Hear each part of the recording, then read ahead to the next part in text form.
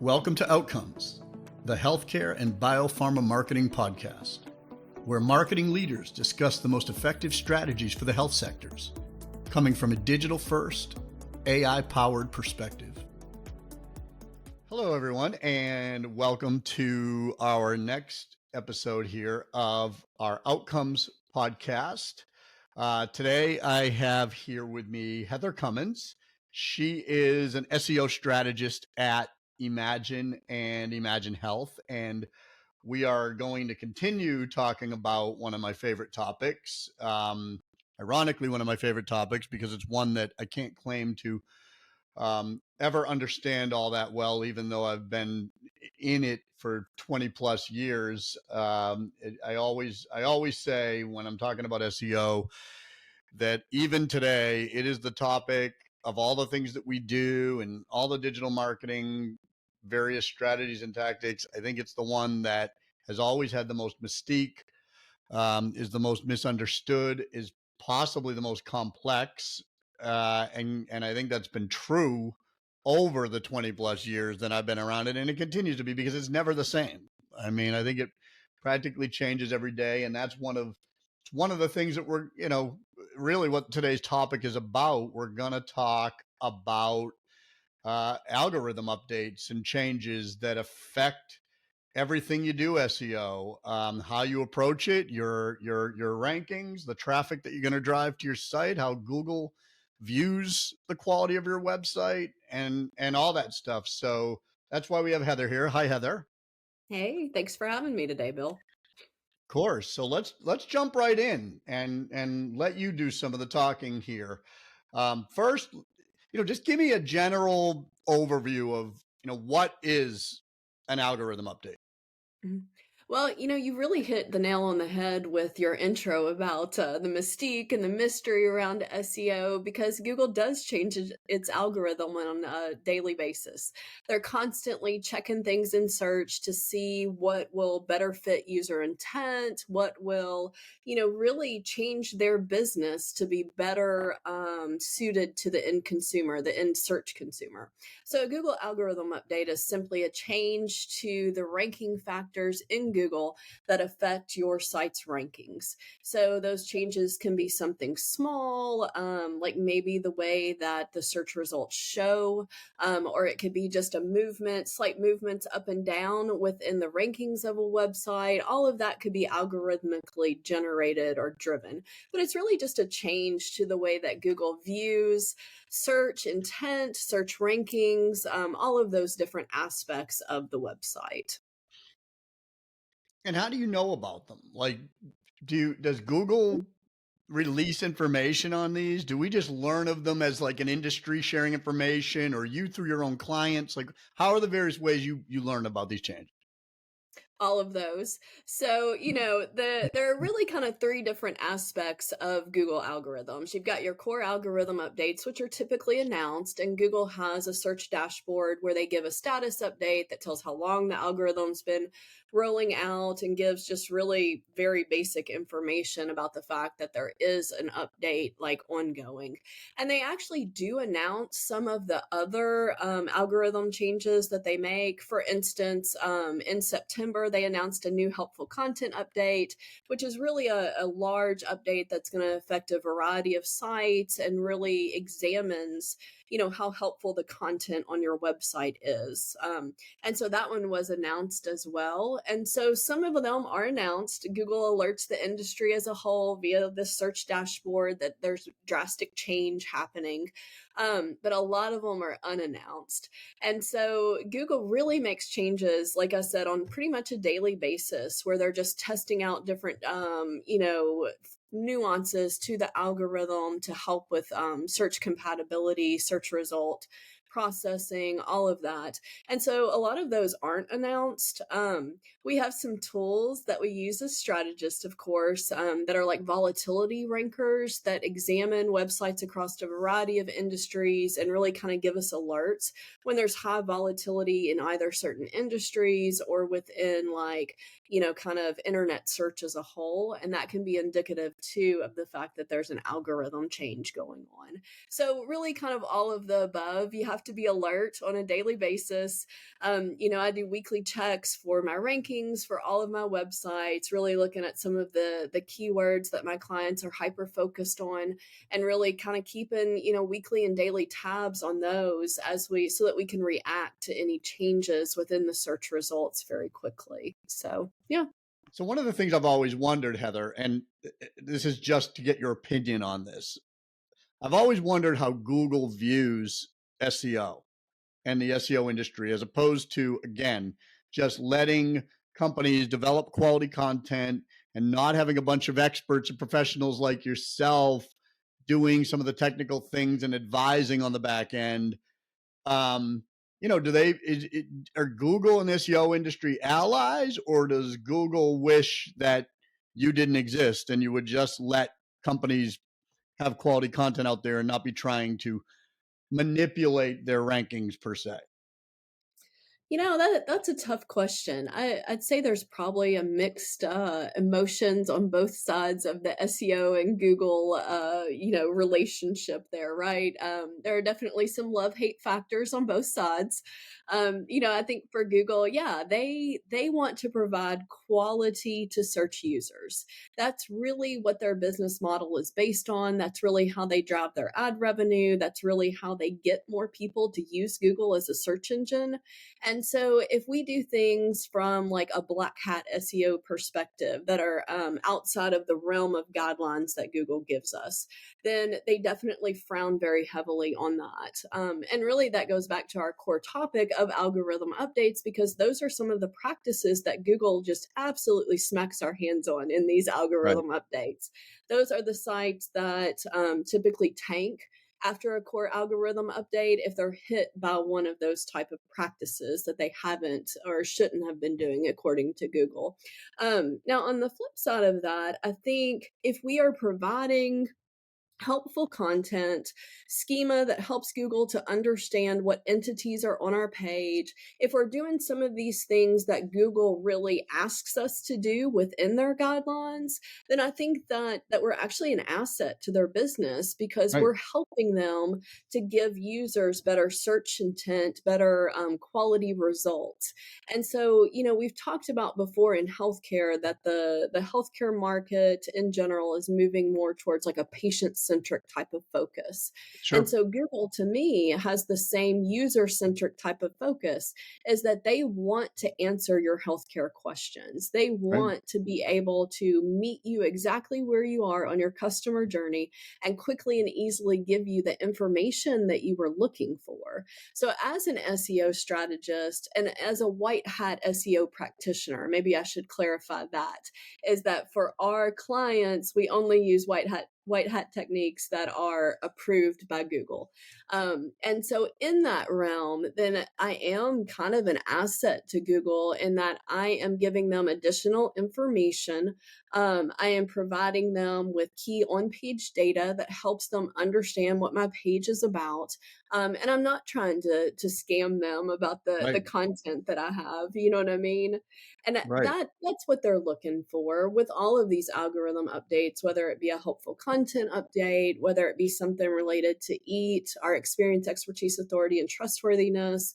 All of those type of things are things that we as SEOs can work to enhance for clients, but we Mm-hmm. also are giving Google information that is pertinent to the client's website and that will eventually help the user to understand whether our client is authoritative enough to deliver content within their space. And what I mean by that is we work with so many different like biopharmaceutical drug development type of companies that are putting on clinical trials. Mm-hmm. And so as a healthcare consumer, you want to know that that company is above board, that they vetted the content that they're putting out there, that it's been reviewed by subject matter experts, that what they are saying to you as a healthcare consumer is valid, that it's authoritative, and that it's correct. And so, really, those two align really well for me as a strategist, in that, some of the time I don't know how Google views us. I think we may be, flies that irritate them at times, Right. right? With some of the things that we do. But at the same time, our strategies really should align Right. with Google in providing that content. So, Yeah, for sure. I mean, I know how they viewed me because I was one of those guys who thought I was brilliant back, and it wasn't Google back then. It was Alta Vista, Lycos, Excite, Ask Jeeves, Hotbot. They could go on Yahoo, and we're talking the late '90s, where I thought I was brilliant putting white text on a white background mhm. and stuffing 300 keywords in the meta tags, and that Yeah, didn't go so we've far. all been guilty of it, right? And it worked. The funny thing is it worked back It did then. work for a while, yeah. But then, once you get your hand slapped from a couple of Yeah, those incidents, then, you fall more into kind of alignment with following the guidelines, especially for our enterprise clients. But right. I'm with you. Yeah, I was a black text on black background kind of girl personally, but yeah. Oh, things have changed. hmm Heather, you used the word, and we don't have to delve into a whole lesson on this, but because you said it, what is schema? Okay. So schema is code that goes behind the website, it's in the HTML code of the website. And what it does is it helps Google to understand the entities that are on your page. So for example, if I have a clinical trial patient or a clinical trial website and I'm trying to tell Google what it is I do, then some of my entities would be the therapeutic area that we treat, the new drug that we're offering as a treatment option, some of the signs and symptoms for that disease. All of that can go into the schema code of the website, and of course, the content on the page. Going back to that black text on Mhm. black background, you can't hide things in the code of the website in schema. But anything that's on the page is eligible to be put into schema. And so schema is really that programming language that helps clarify to Google exactly what those therapeutic areas are. So a lot of times with schema, we'll link things like Wikipedia data to the entities Okay. so that we're very clear about the fact that this therapeutic area is for heart disease, and that is the area that we're treating with this new drug. These are the features of that drug, etc. So it's really just another way to clarify to Google what your website is about. And it's an acceptable practice by Google? It is acceptable, it's encouraged, and it's underutilized. And Yeah. so it's actually one of my favorite topics. Yeah, it kind of reveals what a nerd I am, I think, because it is a coding language. It is very detailed. But it's one of those ways that I feel like is very white hat. It's encouraged by Google, and it's one of those underutilized tools that a lot of SEO strategists haven't taken the time to learn, or maybe it's a little confusing at first. Yeah. Do you know what I mean? Yeah. And so really fleshing out all of those different entities, nesting that schema within the website, within the web page, within that therapeutic area. So building like this hierarchy of all these entities that you're associated with is just really one of those ways that we can get an increase in organic traffic by really providing Google with the information that it seeks out. So, Yeah. Great. Thank you. I think so few people even know what it is, or because it's not only underutilized, it's under talked about. I mean, I belong to a lot of online communities and a lot of newsletters, and I digest a lot of content, and it's barely ever even referenced when I see people talking about SEO and such. So, I mean, that's a yeah. future episode, I think, in itself. So, Mhm. Heather, what would be some of the major trends that you're observing in terms of algorithm updates? Yeah, if we examine algorithm updates over the past, let's say 10 years, just to kind of really look at those high level, issues that Google kind of comes back to each time. The things that I always see are they prioritize speed. They really emphasize content quality. So you can see that through helpful content updates and EEAT updates. User intent that we talked about earlier, that's a huge focus for a lot of algorithm updates. Enhancements to search appearance, simply changing the way that the search results either appear or interact with users is a big one that we've seen in recent updates. And then reducing spam or poor search results is huge as well. And so if you think back kind of historically through all of those, for speed updates, one of the big ones was called Mobilegeddon. And so what happened there is that mobile sites were prioritized for indexing, and sites that didn't have mobile versions of the site were then penalized in search results. And so that's a trend that has continued with like core web vitals, with some of the speed indexing updates that we've seen. And so speed is something that Google is very interested in delivering to users. And mainly because you think about being on a mobile device, you thinking about being on like a poor Wi-Fi network. Mhm. Users need that content to come in quickly at small data sizes. And, that really enhances the search experience for users. Another big one that we've seen that we're actually really kind of in the middle of right now is a content update for helpful content. And this really, to me, corresponds with our EAT updates, our experience, expertise, authority, and trustworthiness. And so all of this, for me, really surrounds two questions. Do you Mhm. have the authority to deliver content in your topic area? And is your content helpful? Does it add to the conversation that is happening on the internet about your topic area? Are you adding in new content, or are you simply regurgitating things that have already been said? And so, Mhm. just like you and I, Bill, are interested in people who have insightful comments, who have new things to say when we're conversing with them, the same is true for Google.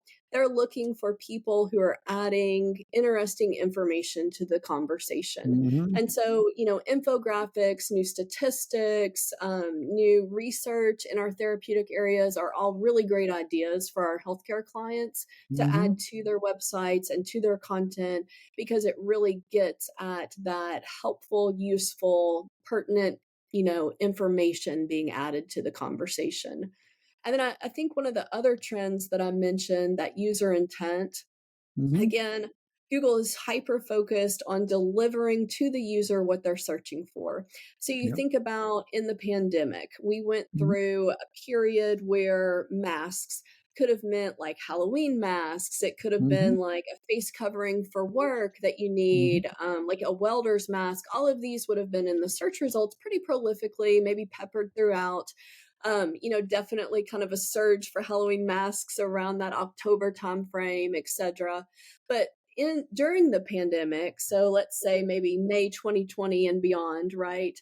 The only like search result that was coming up was a face covering that was supposed to prevent disease, right? And so that was a Mhm. huge change in that user intent that Google had to hyper focus on, because users wanted that face mask as opposed to any other type of mask. And that's one of the interesting things about some of these Google algorithm updates is everything that Google does results in both winners and losers. So one thing that I'm dealing with right now for one of my clients is that they have several different vaccine offerings that they have available. So anything Mhm. from like that childhood like trio of vaccines to RSV vaccines, all of these Mhm. different vaccines. But because of the pandemic, because of Yep. where we are at in human history, COVID vaccines have replaced a lot of that search volume around that generic term of vaccines. And so what Right. happens is that while COVID vaccines were this huge winner in that search intent algorithm change, other vaccines really dropped in the results. So we have to go in, we have to edit our keyword strategy, really examine, how we can hyper focus in on different types of vaccines as opposed to that kind of neutral, all encompassing keyword. And that's what happens with a lot of these algorithm updates, is that, you have these winners and losers. You have to Yeah. constantly edit your strategy in order to react to those.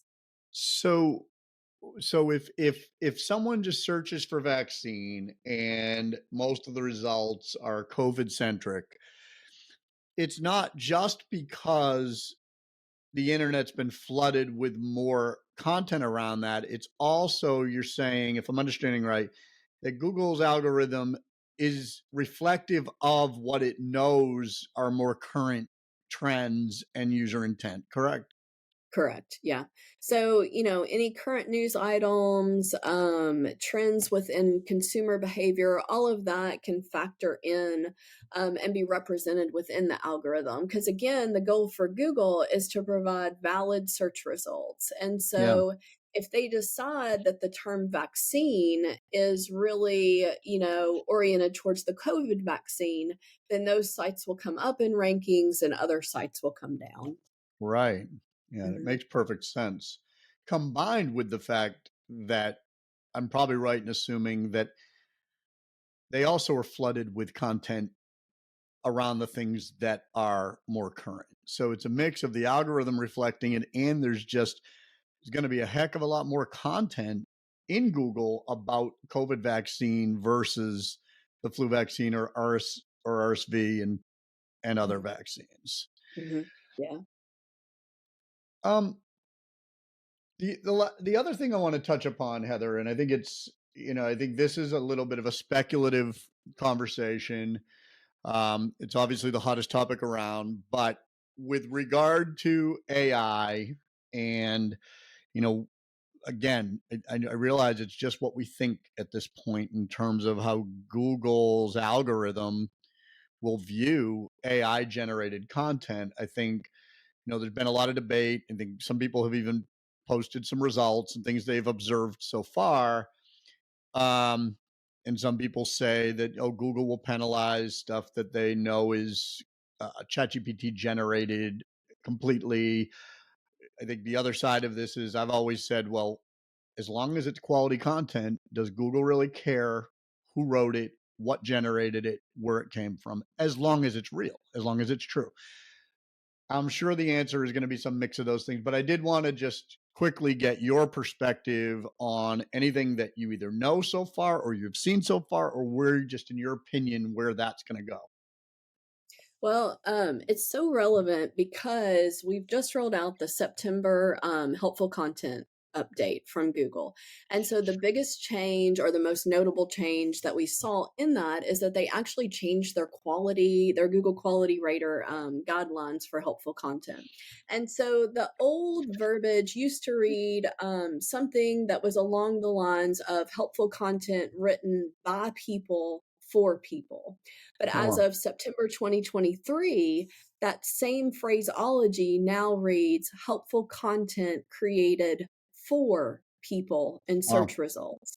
So Google actually removed the verbiage of by people from their helpful content That's guidelines. So fascinating. no, I mean, that kind of says it all, right? They are not out to get your AI generated content. However, they are out to get your content that is bad. They are out Right. to get content that you haven't reviewed, that you Hmm. haven't vetted, that you don't have a subject matter expert reviewing. They've always been against that kind of content. They've Yeah. always been against content that you simply spin up as a slight variation of something Right. else. Yeah. You've always had to say, like, this is a duplicate of this content with your canonical versions of things.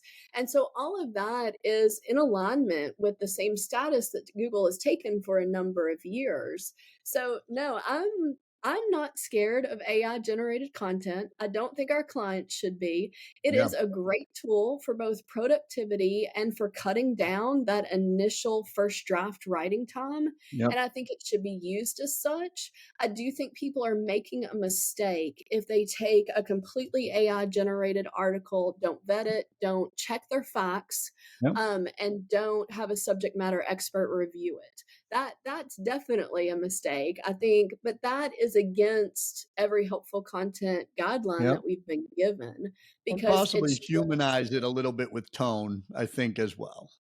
Yeah, well, I think everybody wants to speak within their brand, right? Yeah, And so to me, that's just good marketing that you right. would, take those articles and, like you're saying, emphasize your tone of voice, your brand within it as well. So, yeah. Yeah, I mean, I think it's great news, and I wasn't aware of that update. Obviously, you're much closer to it than me, but I think that's fascinating news, and it's in line with what we would preach anyway. Outside of SEO and Google's opinion of content, at the end of the day, especially in our industry, healthcare, biopharma, you can't be inaccurate. The risk is too high. Maybe if you're a manufacturer of widgets, you can be inaccurate with your content. When you're making drugs and you're doing things that are going in people's bodies, you've got to ensure accuracy for other reasons far beyond how Google's going to like your content. And so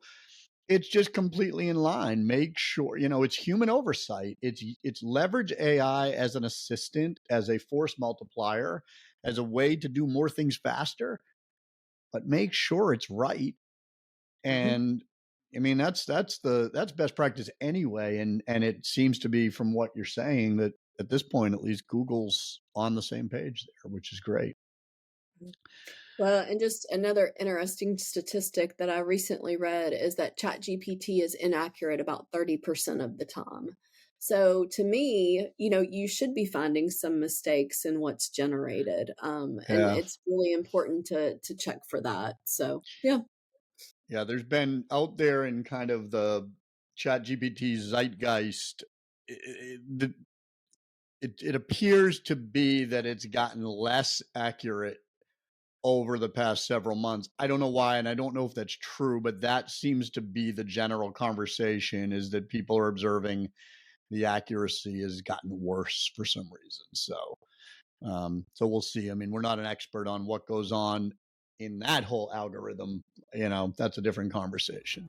So, Heather, this has been great. I really appreciate all your insights, and I look forward to having many future conversations on here with you. So, thanks so Thanks, much. Phil. Appreciate it. So it was fun. All right, Heather. Have a good one.